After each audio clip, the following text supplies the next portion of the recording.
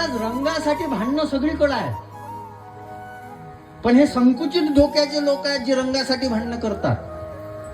एक 22 वर्षाची पोरगी निवडून आली, निवडून आल्यानंतर म्हणते आम्ही सगळं हिरवं करून टाकू. बरं, हिरव्याला आमचा विरोध नाहीच आहे ना. आमच्या हिंदू धर्मानं सगळ्यांचा स्वीकार केला. अरे बाबा, हिरवं काय, आमची माय माऊली स्वतःच्या सौभाग्याकरता जेव्हा हातामध्ये चुडा घालते, तो चुडा कोणत्या रंगाचा आहे? आम्ही जर संकुचित विचाराचे असतो ना, आम्हाला हिरवा चालला नसता तर आम्ही का घातला असता? आमच्या आईला, देवी आईला जेव्हा आम्ही साडी चढवतो तेव्हा ती साडी कोणत्या रंगाची आहे? आम्हाला कुठे शहाणपण सांगता? आमचा विरोधच नाही आहे. आमचा विरोध रंगाला नाही आहे, आमचा विरोध मनोवृत्तीला आहे.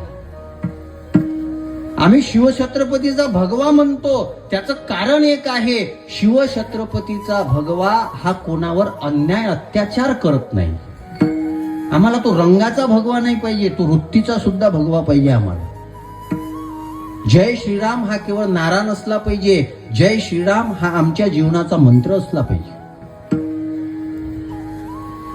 छत्रपती शिवाजी महाराज की जय हा केवळ नारा नसला पाहिजे.